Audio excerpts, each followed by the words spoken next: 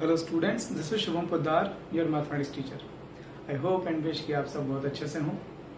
So previous part में हम लोगों ने एक्चुअली प्रीवियस जो लेक्चर्स रहे हैं उसमें हम लोगों ने सबसे पहले फंक्शनल क्लासिफिकेशन देखा। उसके बाद सारे फंडामेंटल फंक्शंस की जो हमारे सिलेबस में हैं उनकी हम लोगों ने डेफिनेशन पढ़ी कि वो किस तरह से डिफाइंड है, क्या इनपुट होता है उसका, क्या उनका आउटपुट है, क्या उनकी डोमेन है, को डोमेन है और क्या उनकी रेंज हो सकती है इन सम केसेस।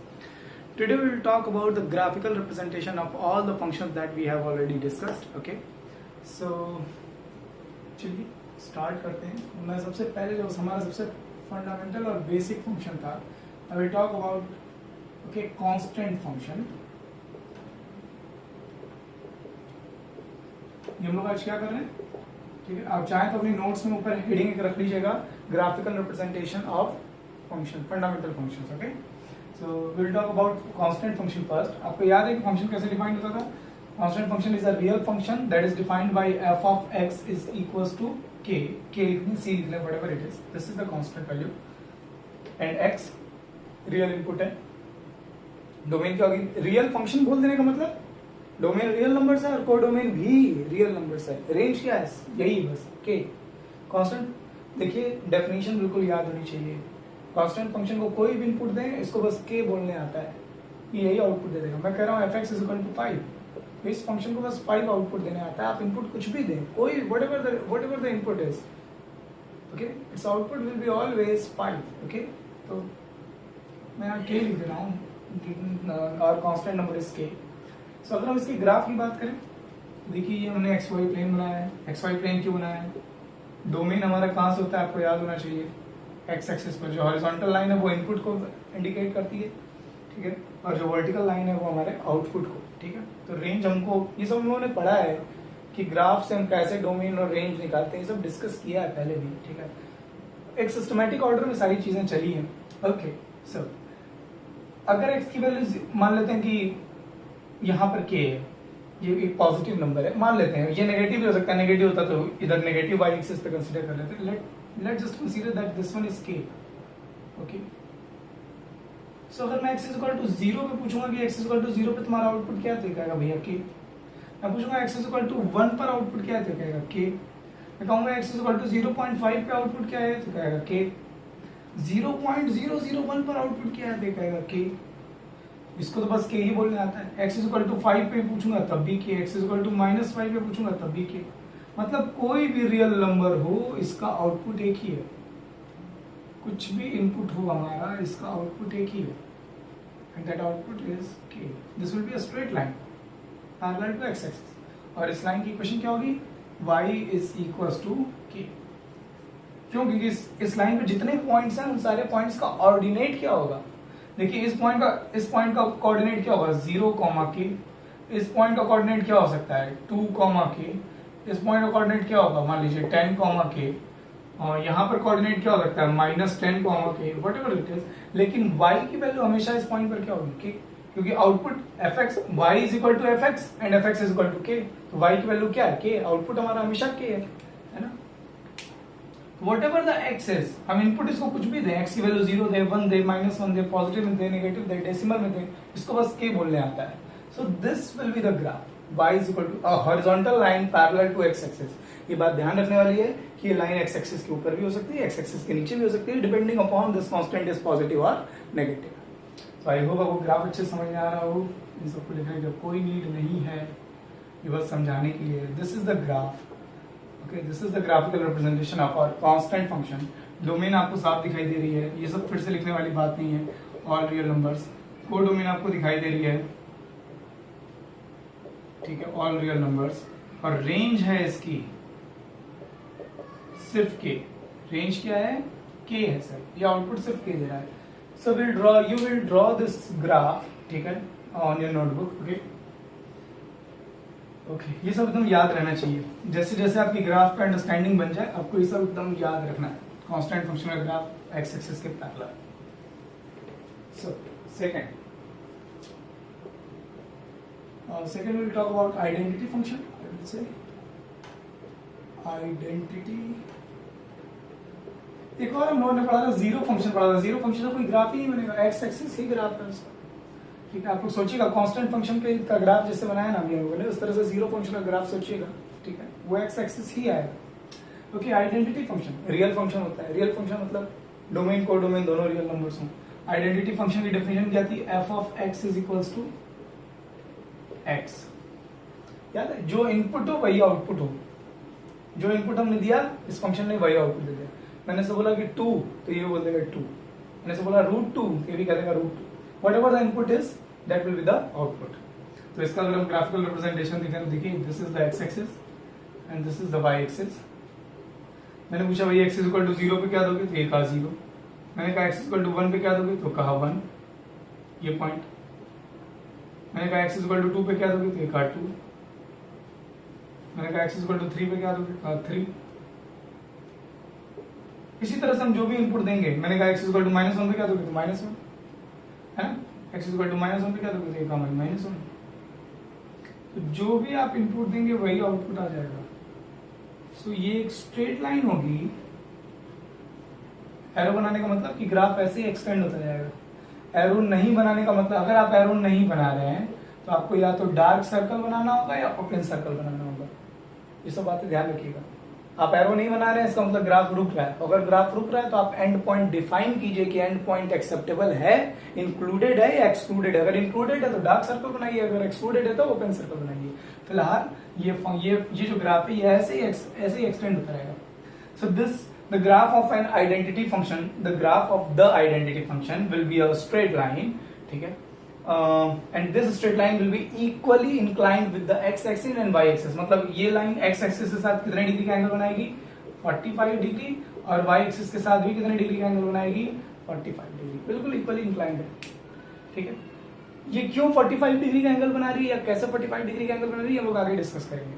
अभी बस इंफॉर्मेटिव जान लीजिए कि हाँ, ये जो आइडेंटिटी फंक्शन का जो ग्राफ होता है that is a straight line. The straight line is equally inclined with the horizontal and vertical axis. Okay, तो आप इन सब बातों को अपनी नोटबुक पर जरूर मेंशन कर लेंगे, बना लेंगे। सो आई होप आपको समझ में आ रहा हो। कांस्टेंट फंक्शन का ग्राफ भी स्ट्रेट लाइन होता है बट वो एक्स एक्सिस के पैरेलल होता है। आइडेंटिटी फंक्शन का ग्राफ एक स्ट्रेट लाइन है that is passing through origin and equally inclined with the horizontal and vertical axis. I hope आपको समझ में आ रहा है। Just draw it, take a screenshot of this. Okay, now next is, what is next? Yes, these functions and their graphical representation is very important. So next is reciprocal function.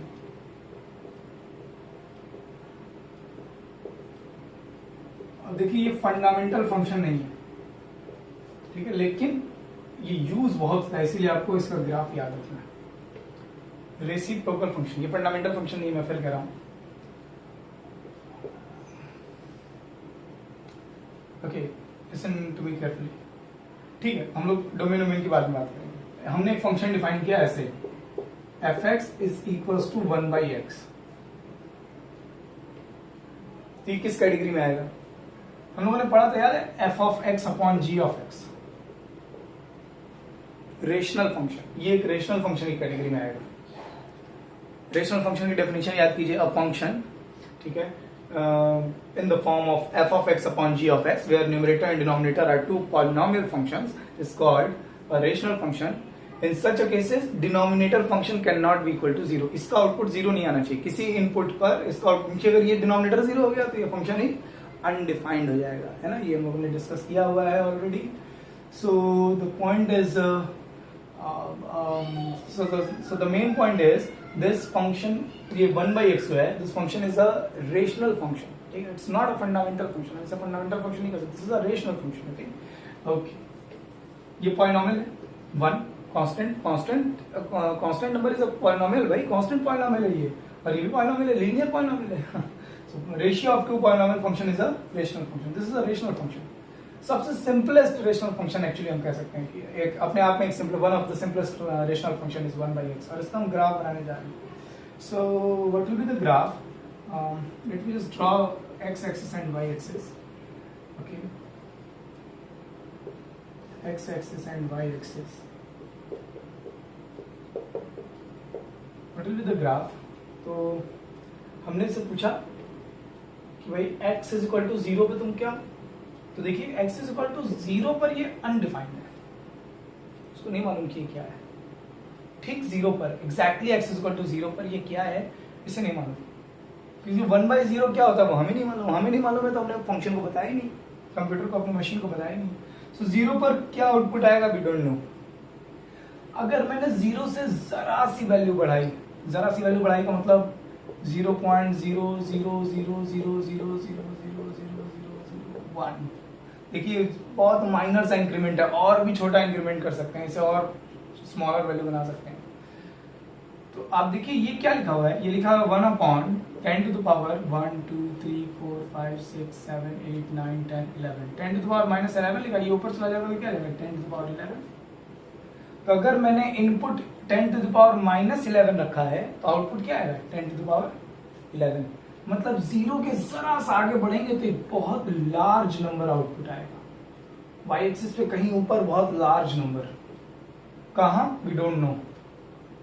मैं यहां बना लेता हूं भाई, ये बहुत ठीक है,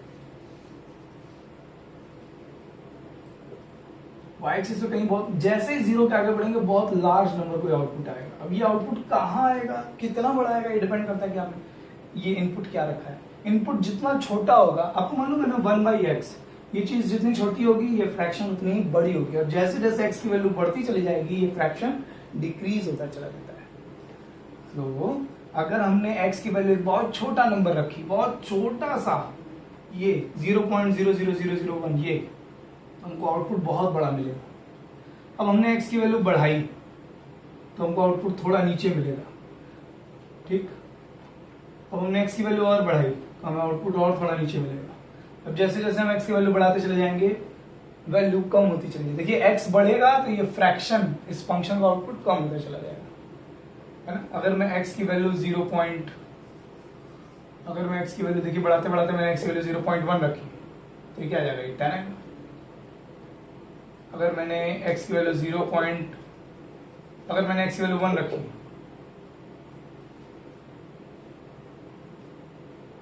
तो ये 1 आएगा। देखिए अब जैसे जैसे x की वैल्यू बढ़ रही है आउटपुट कम होता चला जाएगा। अगर मैंने x की वैल्यू 10 रखी तो 0.1 आएगा। अगर मैंने x की वैल्यू 100 रखी तो 0.01 आएगा। x की वैल्यू 1000 रखी तो 0.001 आएगा।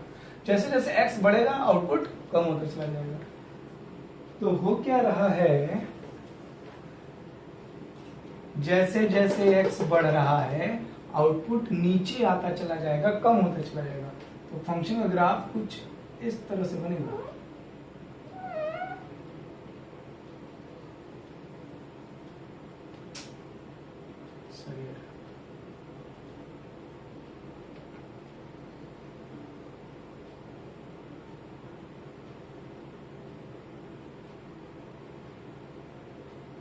कुछ इस तरीके से होगा। जैसे x की वैल्यू जरा सी ज्यादा हो तो आउटपुट बहुत बड़ा, और जैसे जैसे देखिए जैसे जैसे x की वैल्यू बढ़ रही है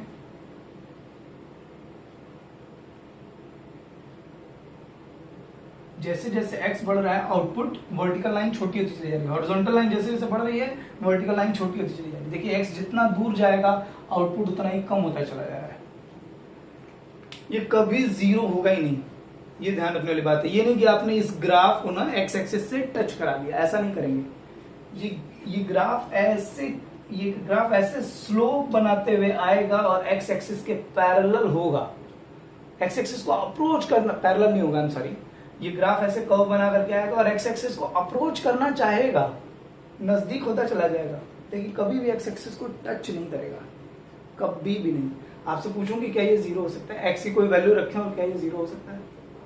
1 में किससे डिवाइड करेंगे जीरो आ जाएगा? क्या कोई रियल नंबर है आपके पास ऐसा? अगर ये जीरो आ ही नहीं सकता तो इसका मतलब ये ग्राफ कभी भी एक्स एक्सिस को टच नहीं करेगा। तो आई होप आपको ये ग्राफ ऐसे क्यों आ रहा है ये मतलब समझ में आ रहा हो।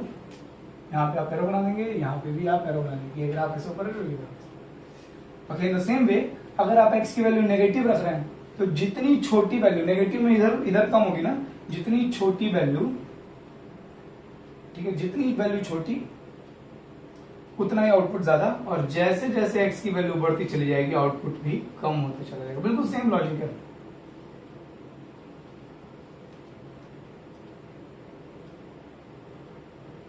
जैसे जैसे x की वैल्यू बढ़ती चली जा रही है आउटपुट कम होता चला जा रहा है। अभी भी बात वही देखिए, यहाँ पर x की वैल्यू कम है तो आउटपुट, अच्छा ये बताओ नेगेटिव में, ये नेगेटिव में है ना, नेगेटिव में ये आउटपुट ज्यादा है, ये आउटपुट ज्यादा है, इसको तो ज्यादा नहीं समझ रहा है, नेगेटिव में ये वाला आउटपुट ज्यादा है और ये वाला आउटपुट कम है। तो जैसे जैसे x की वैल्यू बढ़ती चली जा रही है, राइट साइड बढ़ना मतलब इंक्रीज होना, right numbers right side increase होते हैं, तो जैसे जैसे x की वैल्यू इंक्रीज हो रही है y की वैल्यू डिक्रीज हो रही है नेगेटिव में, नेगेटिव जैसे जैसे x की वैल्यू बढ़ रही है वैसे वैसे y की वैल्यू डिक्रीज हो रही है ना। आई होप आपको एकदम अच्छे समझ में आ रहा हो, ठीक है। ये बहुत कम वैल्यू आएगी यहाँ पे, बहुत कम। और ध्यान रहे कि ये वाला पोर्शन और ये वाला पोर्शन ये कभी भी एक्स एक्सिस को, ये पोर्शन एक्स एक्सिस को कभी टच नहीं करेगा, ये पोर्शन वाई एक्सिस को कभी टच नहीं करेगा, ये पोर्शन वाई एक्सिस को कभी टच नहीं करेगा, ये पोर्शन एक्स एक्सिस को कभी टच नहीं करेगा। यहाँ एरो बना दीजिएगा। तो सिंपली अगर रेसिप्रोकल फंक्शन का ग्राफ बनशे तो एक ऐसे और एक ऐसे, ये याद रखना होता है आपको। रेसिप्रोकल फंक्शन फर्स्ट क्वाड्रेंट और थर्ड क्वाड्रेंट में ग्राफ होता है, ये सेकंड और फोर्थ में नहीं होता है, ठीक। सो दिस इज वेरी इंपॉर्टेंट कि आपको ये ध्यान में रहे, ठीक है। आई होप आपको ये बात समझ में आ रही है, ठीक है। अगर अभी भी आपको सिचुएशन विजुलाइज नहीं हो रही हो तो याद कीजिए 9th हम लोग बॉक्स मेथड बनाते थे। एक्स की कोई भी 4-5 पॉजिटिव वैल्यू रख लीजिए अपनी तरफ से, एक्स की वैल्यू 1 रख लीजिए, 1 रख लीजिए, 5 रख लीजिए, 10 रख लीजिए, 15 रख लीजिए एक्स की वैल्यू, और -1 रख लीजिए, -5 रख लीजिए, -10 रख लीजिए, -15 रख लीजिए। 10 वैल्यूज पॉजिटिव में रख लीजिए, 10 वैल्यू नेगेटिव में रख लीजिए और ग्राफ पेपर में बना करके देखिए ग्राफ आपको समझ में आएगा कि ऐसे क्यों हो रहा है, ठीक है। आप चाहें तो इसको ग्राफ पेपर में बना के देख सकते हैं, आपको एक आइडिया तो लगेगा ही कि ऐसे शेप क्यों जा रही है, ठीक है। आप गूगल पर भी देख सकते हैं, गूगल पर अगर आप यूट्यूब पर अगर आप एनिमेशन सर्च करेंगे तो 1/x, अगर किसी को बहुत क्लोजली विजुलाइज करना है, अगर मेरे इतना एक्सप्लेन करने के बाद भी आपको ये बात नहीं समझ आ रही है, just try some animation videos on graphical representation of reciprocal function, ठीक है। आप यूट्यूब पर सर्च कर सकते हैं, बहुत सारे एनिमेशन आपको मिल जाएंगे और वो अच्छे से समझा देंगे। बट आई डोंट थिंक कि आपको बात नहीं समझ में आई होगी। So just take a screenshot of this is the reciprocal function, okay. मैं बताऊं जरा फटाफट से इसकी डोमेन क्या है भाई, इसकी कोडोमेन क्या है, ये सब डिस्कस करना जरूरी है क्योंकि इस फंक्शन के बारे में पहले डिस्कशन नहीं हुआ है। इसकी रेंज क्या है, डोमेन मतलब एक्स एक्सिस पर, एक्स एक्सिस की वैल्यू हर जगह एक्स एक्सिस पर आउटपुट आ रहा है, देखिए हर जगह एक्स एक्सिस पर आउटपुट आ रहा है, इधर भी हर जगह आउटपुट आएगा, लेकिन x इज इक्वल टू 0 पर ना तो पॉजिटिव वाई एक्सिस पर कहीं आउटपुट है ना नेगेटिव वाई एक्सिस पर। क्यों? क्योंकि x इज इक्वल टू 0 पर ये माशा डिफाइंड ही नहीं है। सो डोमेन में सारे रियल नंबर्स एक्सेप्टेबल हैं एक्सेप्ट 0, ध्यान रहे, ऑल रियल नंबर्स एक्सेप्ट 0, ध्यान रखने की बात। कोडोमेन सारे रियल नंबर्स, रेंज सारे रियल नंबर्स। रेंज कैसे लिख रहा हूं मैं, रेंज का मतलब वाई एक्सिस पे एक्सेप्टेबल वैल्यूज, वाई एक्सिस पे सारी वैल्यूज एक्सेप्टेबल, देखिए वाई एक्सिस पर सारे रियल नंबर आ रहे हैं ना, अच्छे से देख लीजिए। रेंज हमारी ऑल रियल नंबर्स होगी। अगर सारे स्टूडेंट्स को लग रहा है कि हाँ सब सही है तो ये बिल्कुल अच्छी बात नहीं है। आप ग्राफिकल रिप्रेजेंटेशन पढ़िए, मैंने ग्राफ पे फंक्शन की डोमेन रेंज कैसे निकालनी है बताया है। आप देखें अगर तो ये माशा वाई एक्सिस पर सारी वैल्यू एक्सेप्ट करेंगे, ये देखिए वाई एक्सिस, देखिए वाई एक्सिस पे सारी वैल्यूज एक्सेप्ट कर रहा है। वाई एक्सिस पूरी ढक रही है कि नहीं ढक रही है, नीचे से लेके ऊपर तक वाई एक्सिस पूरी ढक रही है, सारी वैल्यूज एक्सेप्ट कर रहा है, वाई एक्सिस पूरी ढक जा रही है। क्या वाई एक्सिस को कोई ऐसा पॉइंट है जो आउटपुट ना आ रहा हो इसका, 0? क्या ये पॉइंट कहीं आ रहा है, क्या ये पॉइंट कहीं, इस पॉइंट से मैं कहीं ग्राफ को मिला सकता हूँ, y इज इक्वल टू 0 से मैं कहीं ग्राफ को, इस पॉइंट से मैं y ग्राफ को मिला सकता हूँ, इस पॉइंट से मैं ग्राफ को मिला सकता हूँ, इस पॉइंट से भी मैं ग्राफ को मिला सकता हूँ, लेकिन क्या मैं y इज इक्वल टू 0 से ग्राफ को कहीं मिला सकता हूँ? क्या ये ग्राफ कभी एक्स एक्सिस को टच करेगा इधर नहीं, ये y इज इक्वल टू 0 जो है ना, ये आउटपुट आएगा नहीं। आप खुद सोचिए, अभी मैंने थोड़ी देर पहले कहा था कि आप एक्स की कोई ऐसी रियल वैल्यू पुट कर सकते हैं यहाँ पर जिससे इसका आउटपुट 0 आए। क्या 1 में किसी रियल नंबर से डिवाइड करने पर 0 आ सकता है? नहीं। तो सारे रियल नंबर्स एक्सेप्ट 0। ना तो मैं इस फंक्शन को इनपुट 0 दे सकता हूं और ना तो इस फंक्शन का आउटपुट कभी 0 आ सकता है। So the domain of this function is all real numbers accept 0 and the range of this function is all real numbers accept 0।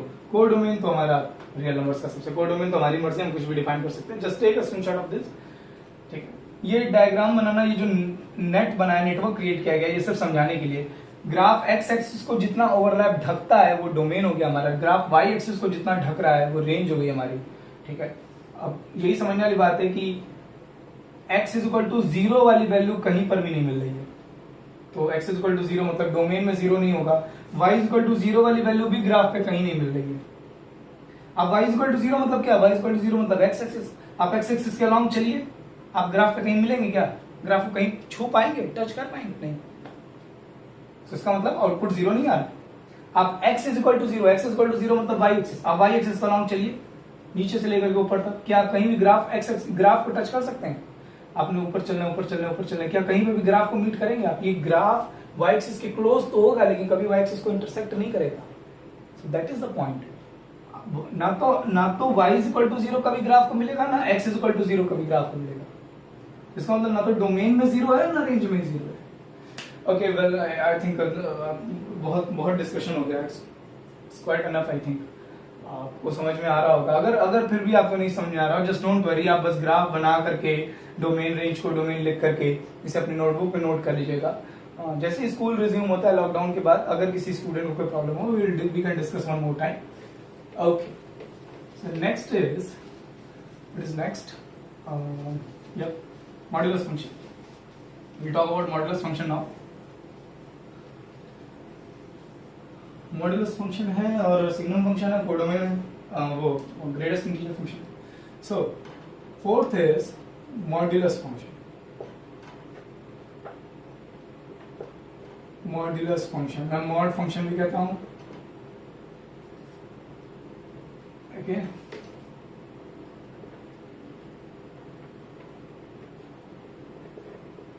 Modulus function लिख लीजिए भाई।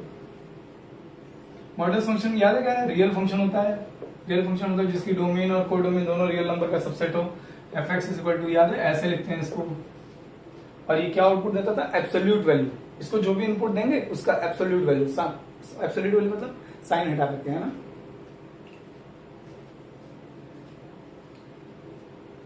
मतलब अगर मैंने इसको 2 दिया तो 2 आउटपुट देगा, -2 दिया तब भी 2 ही आउटपुट देगा, 2.5 दे तो 2.5 आउटपुट देगा, -2.5 दूं तो 2.5, मतलब साइन हटा देगा आगे से। ये आउटपुट हमेशा पॉजिटिव नंबर देता है।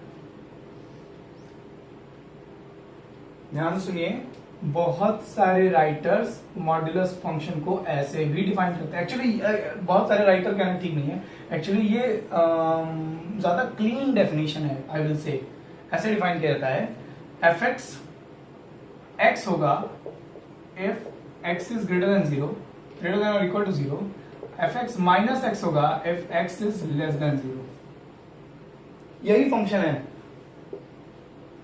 जब मॉड्यूलस फंक्शन की जहां डेफिनेशन लिखेंगे ना आपने, वहां पर ये डेफिनेशन नोट कर लीजिएगा। मैं समझा दे रहा हूं आपको, 2 मिनट लगेगा। ये क्या कह रहा है कि ये फंक्शन, ये इनपुट है एक्स और ये आउटपुट है। जो इनपुट होगा वही आउटपुट आएगा अगर इनपुट 0 से बड़ा हो या 0 के इक्वल हो। मतलब अगर आपने इस फंक्शन में 0 या कोई पॉजिटिव नंबर इनपुट दिया तो वही एज इट इज आउटपुट आ जाएगा। F x is equal to x, f x is equal to x, ये कौन सा फंक्शन होता था? F x is equal to x, identity function. तो f x is equal to x, ये identity, ये जो मॉड्यूलस फंक्शन है ना, ये आइडेंटिटी फंक्शन की तरह बिहेव करेगा कब? जब हमारा एक्स मतलब इनपुट 0 के बराबर हो या 0 से ग्रेटर। और यही function F x minus of x की तरह बिहेव करेगा अगर हमारा इनपुट नेगेटिव। बहुत आराम, बहुत सिंपल सी चीज है। देखिए आप, अगर मैं आपसे पूछूं कि एफ ऑफ 2 क्या है, तो ये देखो इनपुट क्या है? पॉजिटिव है। पॉजिटिव के केस में जो इनपुट है वही आउटपुट है, आउटपुट 2 आ गई। अगर मैं पूछूं एफ ऑफ -2 क्या है, तो अगर एक्स नेगेटिव है, अगर एक्स नेगेटिव है तो उसमें फिर से माइनस से मल्टीप्लाई कर दीजिए, तो माइनस ऑफ एक्स, और x क्या था? -2, तो ये फिर 2 आ जाएगा। बात वही है कि अगर पॉजिटिव है तब तो सीधे सीधे आउटपुट दे देगा, अगर नेगेटिव है अगर x नेगेटिव है तो नेगेटिव से मल्टीप्लाई करके आउटपुट देगा, अगर x नेगेटिव है तो नेगेटिव से मल्टीप्लाई कर देना, मतलब फिर पॉजिटिव बना देना। तो ले दे करके मॉडुलस फंक्शन हमेशा पॉजिटिव आउटपुट देता है। अगर x पॉजिटिव है, 0 के बराबर है और पॉजिटिव है, तब तो कोई सोचना ही नहीं है फंक्शन को, फंक्शन जो आपने इनपुट दिया वही आउटपुट दे देगा। अगर x नेगेटिव है, अगर आपका इनपुट नेगेटिव है, तो उस नेगेटिव इनपुट में माइनस से मल्टीप्लाई कर देगा ताकि वो पॉजिटिव हो जाए। So it's quite simple definition, ठीक है। बहुत सारे स्टूडेंट इसमें कंफ्यूज होते हैं कि सर मुझे समझ में तो आता है मॉडुलस फंक्शन, लेकिन अगर फंक्शन इस तरह से डिफाइन करने लगता है तो कंफ्यूज हो जाते हैं। बट आपको किसी भी रिप्रेजेंटेशन से भागना नहीं है कि मैं ऐसे नहीं, मैं ऐसे ही लिखूंगा, नहीं, आपको हर चीज पता होनी चाहिए, ठीक है, क्योंकि पूछने वाले को कोई ठीक नहीं है वो कैसे पूछ दे। सो चलिए ग्राफ बना लेते हैं इसका फटाफट से। What is the graph? Okay, तो अगर x 0 है तो 0 पे क्या आउटपुट देगा? 0। देखिए 0 के बराबर, सॉरी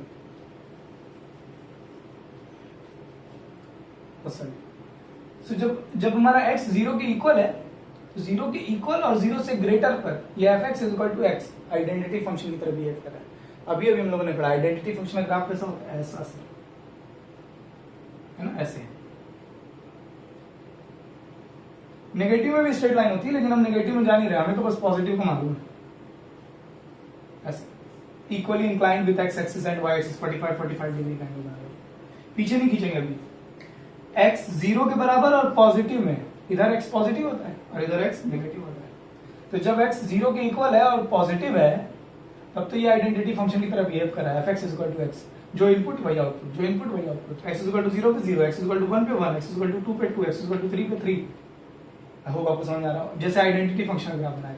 लेकिन जैसे हम लोग नेगेटिव में आते हैं, x <0, जैसे ही आपने -1 रखा, देखिए 1 पर आउटपुट क्या होगा? 1, तो -1 पर भी आउटपुट क्या होगा?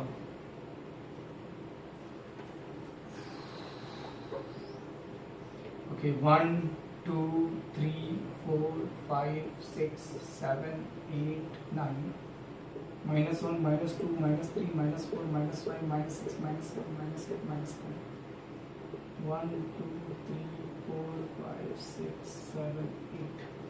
चलिए x = 0 पे आउटपुट 0, x = 1 पे आउटपुट क्या आएगा? 1। मॉडुलस फंक्शन 1 पर 1, x = 2 पर 2, x = 3 पर 3, x = 4 पे 4, x = 5 पे 5, ऐसे।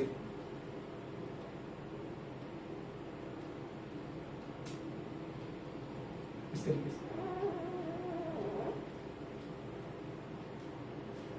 अब माइनस में x = -1 पर 1, x = -2 पर 2, x = -3 पर 3। अगर मैंने नेगेटिव इनपुट दिया तो नेगेटिव इनपुट में से माइनस हटा देगा, पॉजिटिव ही आउटपुट देना है इसको। तो चाहे x = 1 हो चाहे -1 हो, आउटपुट क्या देगा? 1 ही देगा। x = 2 हो या -2, आउटपुट क्या देगा? 2 ही देगा। तो ग्राफ कुछ इस तरीके से रहता है।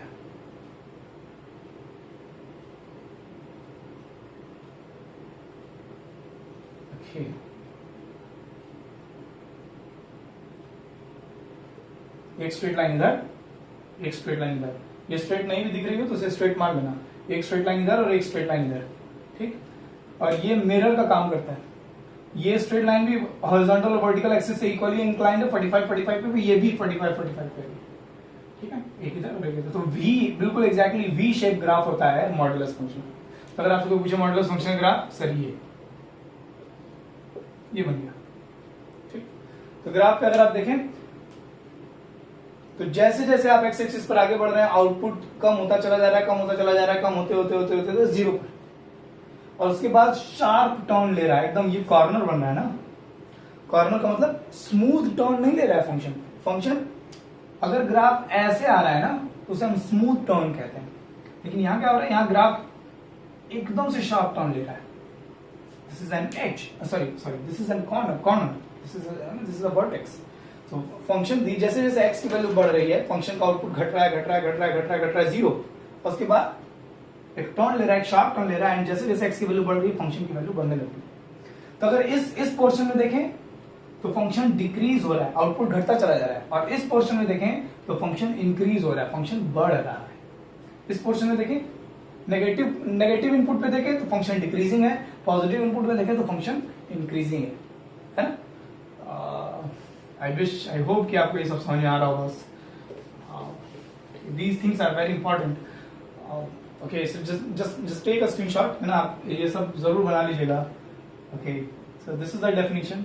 हाँ, डोमेन में बात करें तो फटाफट मैं भूल ही गया।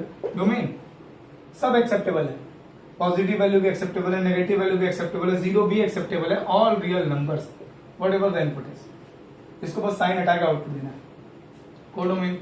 कोडोमेन आपकी मर्जी, हमने ऑल रियल नंबर सेट कर लिया।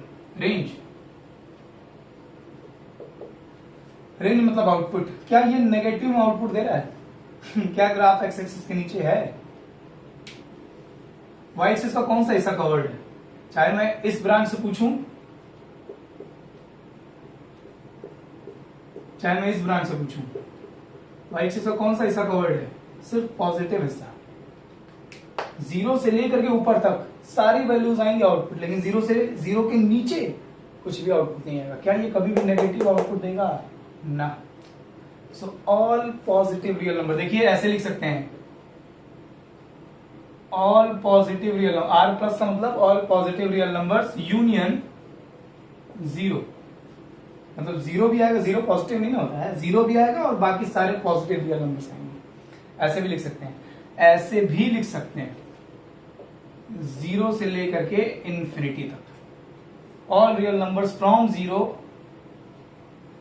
To I don't know, because no one know about infinity where it is. Okay, so this is the domain, this is codomain, and this is just take a screenshot.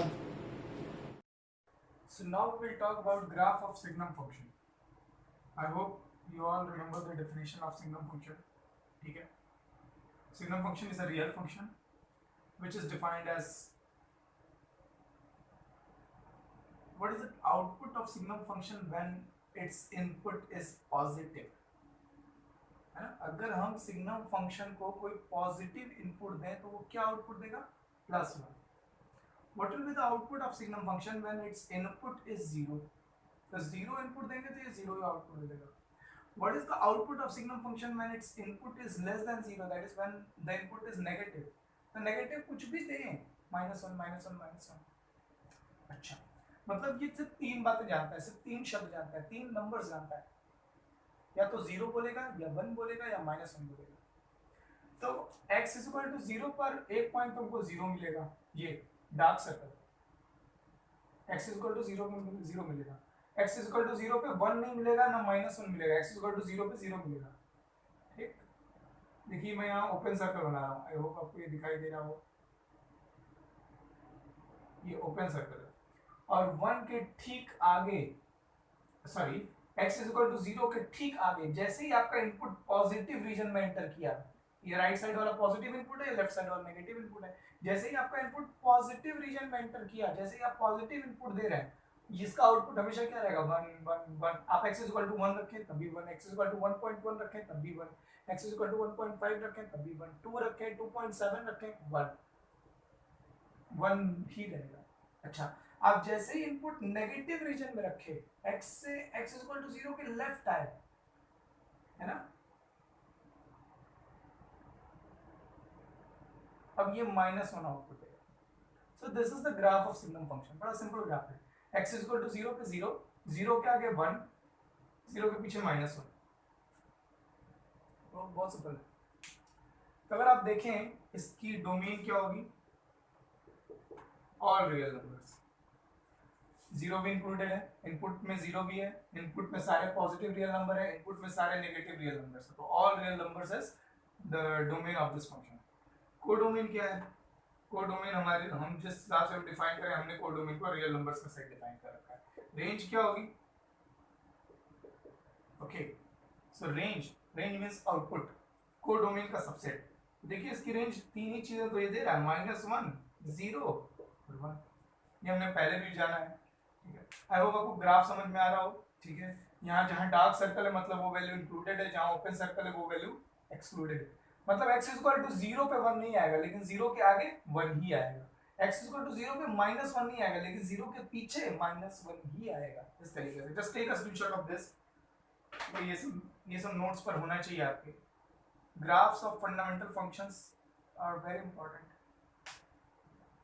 Okay, I hope you are done. देखिए, अगर आप maths, जो भी students maths लेकर के पढ़ रहे हैं और जिन्हें आगे कॉम्पिटिशन्स या थोड़ा सा मैथमेटिक्स को सीरियसली देख रहे हैं, ठीक है, उन्हें सिर्फ फंडामेंटल फंक्शंस के ग्राफ नहीं याद रखने चाहिए। उन्हें जो भी फंक्शन का ग्राफ दिख जाए, मतलब मतलब अगर कोई ऐसा भी फंक्शन है जो आपके सिलेबस में ना हो, बट आपको दिख गया कि अच्छा ये इसका ग्राफ ऐसा होता है, सिर्फ बाय इंटरेस्ट, ठीक है, आपको वो याद रखना चाहिए कि हाँ इसको कभी देखा है, ठीक है, या कहीं आपको एक्स वाई प्लेन पे कोई ग्राफ दिख जाए तो आपको पहचानना आना चाहिए कि यार ये ग्राफ किसी फंक्शन का होता है, मैंने कहीं देखा है ऐसे।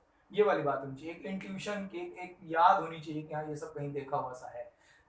इट्स नॉट अबाउट कि हाँ बस फंडामेंटल फंडामेंटल फंक्शन पढ़ लिए। हाँ, अगर आप सिर्फ बोर्ड पॉइंट ऑफ व्यू से पढ़ाई कर रहे हैं, सिर्फ बोर्ड पॉइंट ऑफ व्यू से, और आपको 12th के बाद मैथ्स वाली लाइन, साइंस वाली लाइन नहीं लेनी है, ठीक है, सिविल में जाना है या कोई और, ठीक है, आप इंजीनियरिंग वगैरह के बारे में नहीं सोच रहे हैं, बीएससी बीटेक के बारे में नहीं सोच रहे हैं, सो बस एनसीईआरटी जितना सिलेबस सफिशिएंट है, actually more than enough. Okay, next we will talk about, this one is very important. Next we will talk about graph of greatest integer function, GIF। GIF file नहीं, computer वाली। Greatest integer function, ठीक है, इसको कैसे represent करते हैं, याद है, f of x is equal to s, greatest integral part of x। और ये होता क्या था, ये क्या होता था, gives greatest integer less than or equal to x।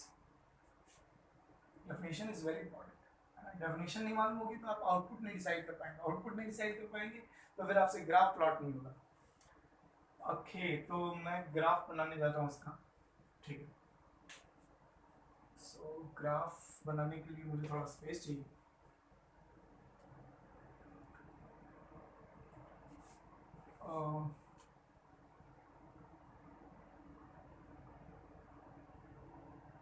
X और ये Y,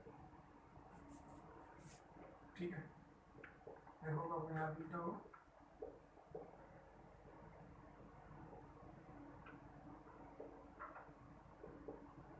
greatest integer less than और इक्वल टू एक्स, ठीक,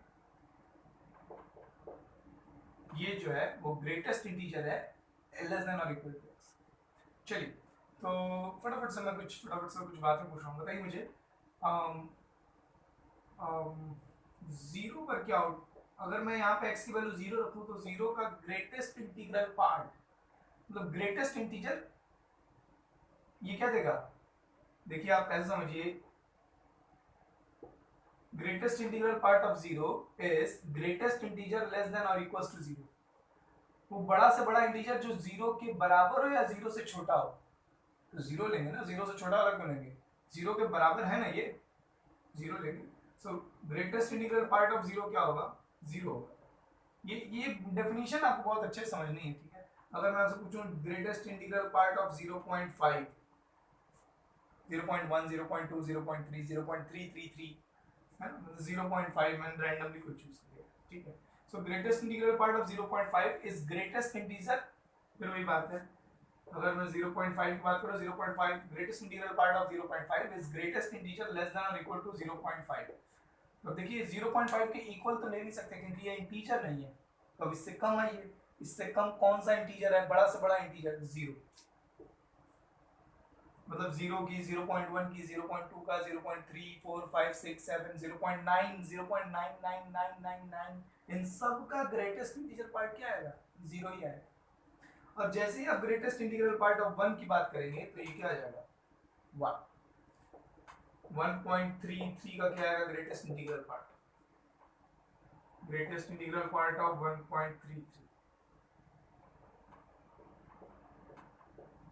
is the greatest integer less than और इक्वल टू 1.33। तो 1.33 के इक्वल तो ले नहीं सकते क्योंकि ये इंटीजर नहीं है। अब इससे छोटे में देखिए कौन सा सबसे बड़ा इंटीजर है, इससे कम जाइए, 1.33 से कम जाइए, लेस देन और equal to 1. Greatest integer less than equal to 1.33। 1.33 के इक्वल तो इंटीजर, ये तो इंटीजर है नहीं, तो इससे कम जाइए, 1.3, 1.2, 1.1, 1.0। 1 इज द इंटीजर, सबसे बड़ा इंटीजर कौन होगा? 1। तो अब देखिए कहने का मतलब ये है कि जीरो से लेकर के मैं यहाँ पर 1 बना दे रहा हूँ, यहाँ 2, यहाँ 3, यहाँ 4, यहाँ 5, ओके, यहाँ -1, -2, -3, -4, -5, this one will be 1, 2, 3, 4, 5, okay, -1, -2, -3, -4, -5, ऐसे ही और ये दिख रहा है ना? हाँ, ठीक ठीक। सो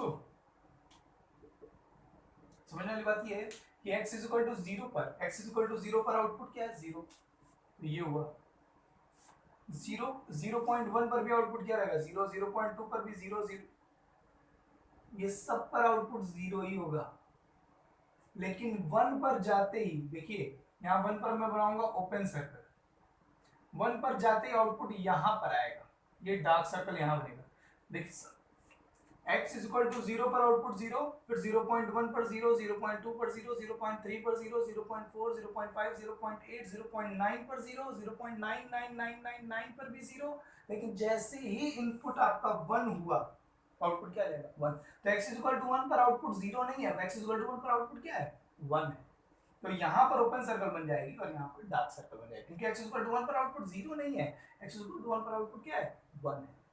अच्छा, अब जैसे ही मैं 1 के आगे बढ़ूंगा तो 1 पर आउटपुट 1 है, 1 के आगे आउटपुट 1 होगा 1.1 पे, 1.2 पे, 1.3 पे, 1.4 पे, 1.9 पे, 1.9999 पर भी आउटपुट 1 ही होगा।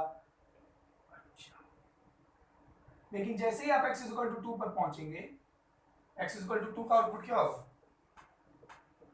Greatest integral part less than और इक्वल टू 2 इज 2। जैसे ही आप 2 पर जाएंगे आउटपुट आपको 2 मिलेगा।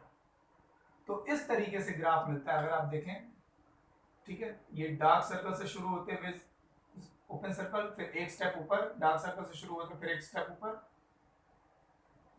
ये 3 पे जाके ओपन सर्कल बन जाएगी, फिर एक स्टेप ऊपर, ये 4 पे जाके ओपन सर्कल बन जाएगा, फिर एक स्टेप ऊपर, और ये 5 पे जाके ओपन सर्कल बन जाएगा। कुछ इस तरह से ग्राफ होता है इसका।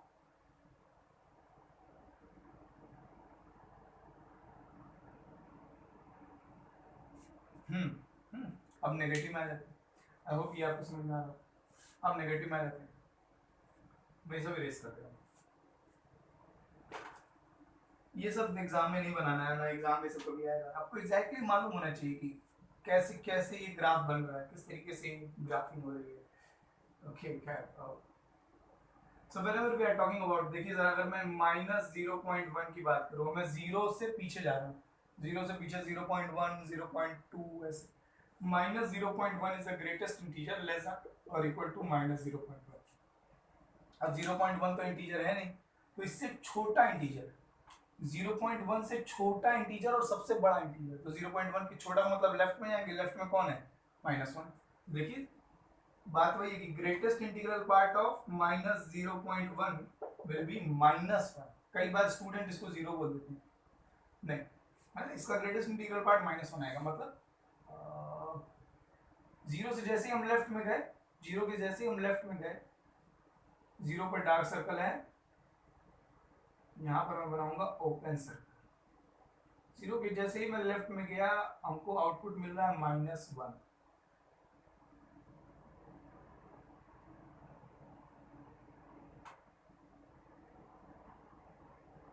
सॉरी,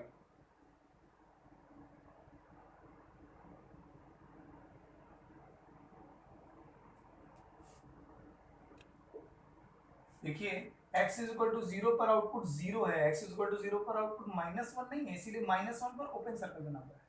लेकिन जैसे ही आप 0 के लेफ्ट में आए, -0.1 -0.2, जैसे ही आप लेफ्ट में आए आउटपुट आपका -1 आने लगेगा। और x इक्वल टू -1 पर -1 का greatest integral part -1, x equal to -1 पर आउटपुट आपका -1 आ जाएगा।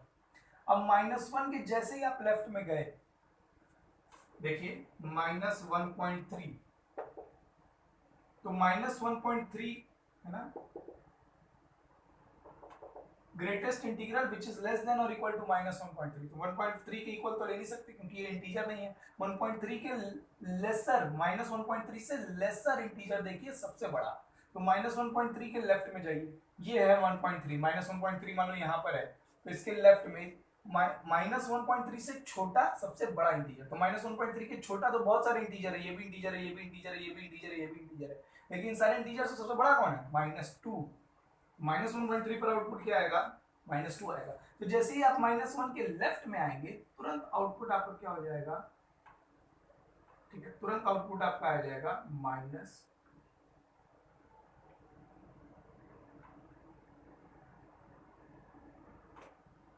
देखिए -1 पर आउटपुट -2 नहीं है, -1 पर आउटपुट -1 है, -1 के फिर जैसे ही आप लेफ्ट में गए अब आउटपुट -2 आने लगेगा, -2 पर आउटपुट -2 आएगा। और इसी तरीके से बिल्कुल सेम पैटर्न पर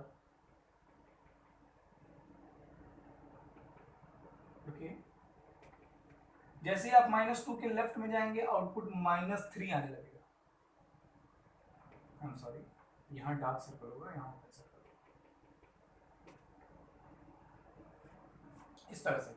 जैसे ही आप -3 पर पहुंचेंगे, -3 का ग्रेटेस्ट इंटीग्रल पार्ट -3 होगा, ठीक है। फिर -3 के जैसे ही लेफ्ट में आएंगे आपको अब आउटपुट जो है -4 मिलने लगेगा, इस तरीके से। तो अगर इस बात पर ध्यान दिया जाए ना, जरूरी नहीं कि बहुत अच्छा पैटर्न दिखाई दे, लाइन थोड़ी बिगड़ जा रही है, बट आप जब ग्राफ पेपर में बनाएंगे ना, ये जब स्केलिंग सही से रहती है, ठीक है, तो आप इसको ग्राफ पेपर में बनाएंगे, ये ओपन सर्कल और डार्क सर्कल्स को ज्वाइन कर दीजिए, क्या दिखाई दे रही है आपको? एक सीढ़ी दिखाई दे रही है, लैडर। सो बहुत सारे राइटर इसको लैडर फंक्शन भी कहते हैं, स्टेप अप फंक्शन कहा जाता है। लैडर फंक्शन से ज्यादा अच्छा नाम स्टेप अप फंक्शन है क्योंकि हम इसमें चढ़ रहे हैं ऊपर, ठीक है। जैसे जैसे x की वैल्यू बढ़ती चली जा रही है आउटपुट भी बढ़ता चला जा रहा है, पहले कम था, फिर एक स्टेप ऊपर, फिर एक स्टेप ऊपर, फिर एक स्टेप ऊपर, है ना। सो स्टेप अप फंक्शन भी कहा जाता है इसे, ठीक है। ये लाइन बनाने की जरूरत नहीं, ये सिर्फ बस बताने के लिए कि हाँ ये एक लैडर जैसा दिखाई देता है, एक स्टेप अप फंक्शन जैसा दिखाई देता है, सीढ़ी की तरह इसका स्ट्रक्चर है, इसको बनाने की जरूरत नहीं है। मेन फंक्शन तो हमारा यही वाला है जो हमने पहले बनाया था, ग्राफ तो हमारा वही है, ओके। सो आई होप कि आपको बातें एकदम समझ में आ रही हो, ठीक है। कहाँ ओपन सर्कल बनाना है, कहाँ डार्क सर्कल बनाना है, इन सब बातों का बहुत ध्यान देना है, ठीक है। ये सब याद हो जाना चाहिए। यही फंक्शन का ग्राफ थोड़ा सा अटपटा है शुरू के लिए, लेकिन आप जैसे एक दो बार बनाएंगे एकदम याद हो जाता है, ठीक है। So just take a screenshot of this, I hope you all are done.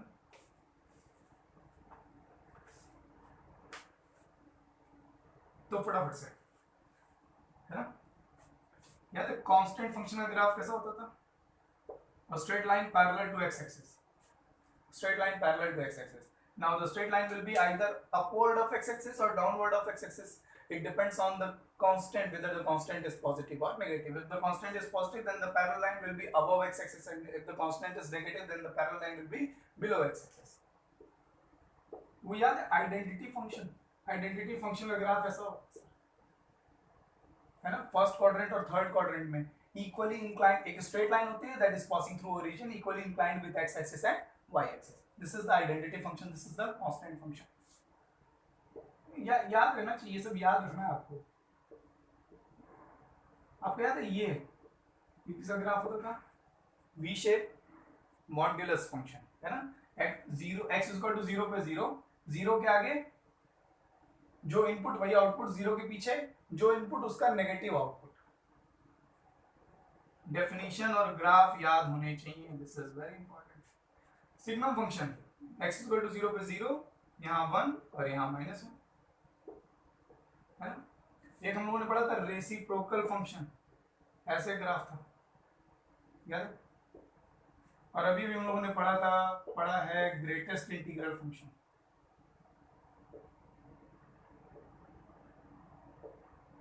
ठीक है, dark open dark open dark open ऐसे करके बना देना, बहुत सिंपल है। ग्राफ्स याद होने चाहिए, सारे ही फंक्शंस की डोमेन और रेंज याद होनी चाहिए, ठीक है। अच्छा मैं एक चीज बताना भूल गया, सॉरी। ग्रेटेस्ट इंटीग्रल फंक्शन का जब आप ग्राफ देख रहे थे, अभी जो ग्राफ बना हुआ था, उसमें डोमेन क्या है ग्रेटेस्ट इंटीग्रल फंक्शन की, वो डोमेन क्या है, रेंज क्या है। डोमेन ऑल रियल नंबर्स, को डोमेन हमारे ऊपर है, हमने ऑल रियल नंबर्स, हमने डोमेन ग्रेटेस्ट इंटीग्रल फंक्शन को हमने रियल फंक्शन डिफाइन किया, तो को डोमेन हम रियल नंबर ले रहे हैं। रेंज आउटपुट क्या है ग्रेटेस्ट इंटीग्रल पार्ट का, ये हमेशा इंटीग्रल आउटपुट देता है। अगर मैं इसमें 0 रखूंगा तो आउटपुट 0, अगर इसमें -0.1 रखूंगा तो आउटपुट -1, अगर मैं इसमें -2 आउटपुट रखूंगा तो आउटपुट -2, है ना।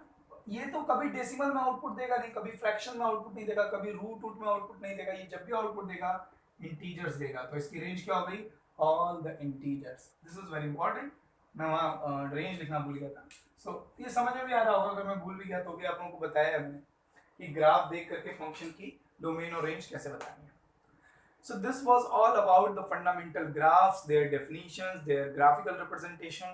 ठीक है, ये सब हम लोगों ने पूरा कवर कर लिया है। मेक श्योर कि आप बार बार इन चीज़ों को रिवाइज करें, टाइम टाइम पर ग्राफ्स बना बना करके याद रखें कि इसका ग्राफ क्या था कैसे था। ठीक है, नेक्स्ट पार्ट में हम लोग आगे इस चैप्टर में पढ़ेंगे how to find domain and range for a given function. खूब खुश रहिए, खूब मेहनत कीजिए।